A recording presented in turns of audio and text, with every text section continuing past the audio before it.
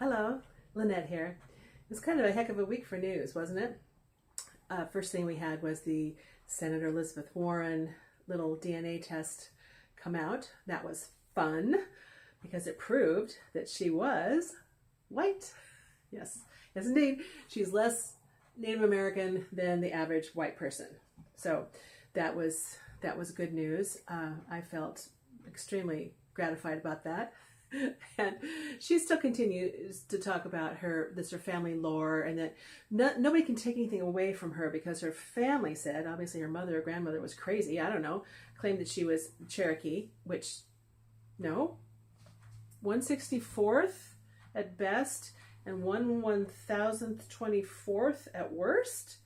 Neither of those makes you part of any kind of group. I don't care what it is.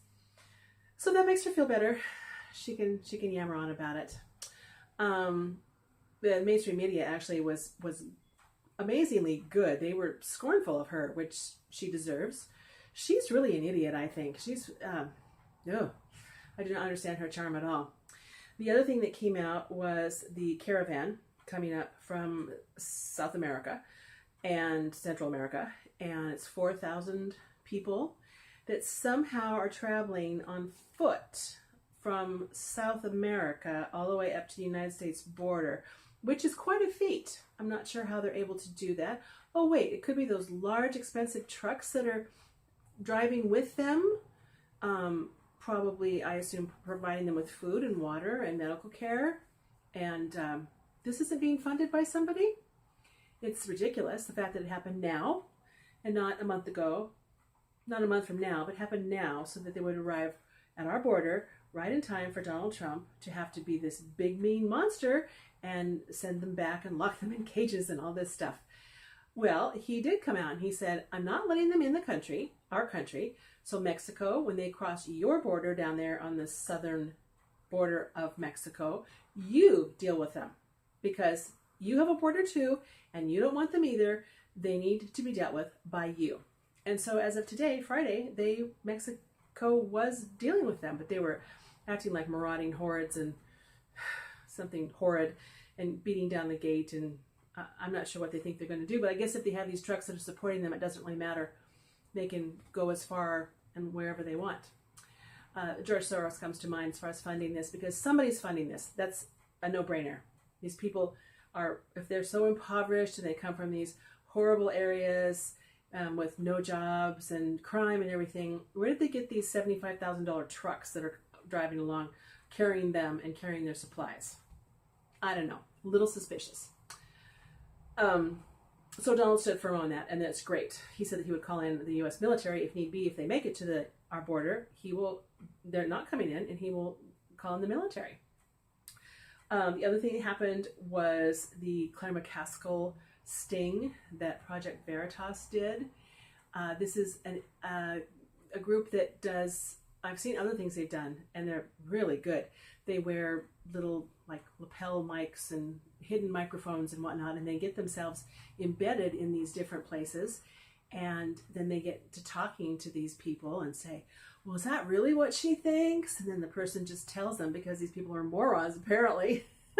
And they found out that she is completely an Obama follower as far as taking people's guns away and banning semi-automatics and banning bump stocks and banning. And Missouri, she's running for senator in Missouri, is really pro-gun. And they would never vote for her if they knew her true values. And these people that work for her that are, I don't think there's one of them that's older than 25, says, oh yeah, she knows that she wouldn't be voted in if she said these things, if she told the truth. They say this to the Project Veritas spy. So it is great. And it went absolutely viral on the media, including mainstream media. Everybody's talking about it. And instead of her response being, oh, well, I'm sorry, I don't really feel that way, trying to fudge her way out of it, she hasn't done anything like that. All she's done is say the Project Veritas is fraudulent, and I'm going to have a state investigation into them because they committed fraud. Well, they did commit fraud. Missouri is one of those states where you can film people without their consent. And she doesn't have a leg to stand on. I think she's toast. which is great because she's kind of gross. And then the other funny thing that came out this week was the NPC little brouhaha. And if you haven't been following that, don't feel bad. I didn't either because I saw it, my various news things and things I look at, but I didn't know what it was, so I didn't pay any attention to it. I'd move on to the next thing.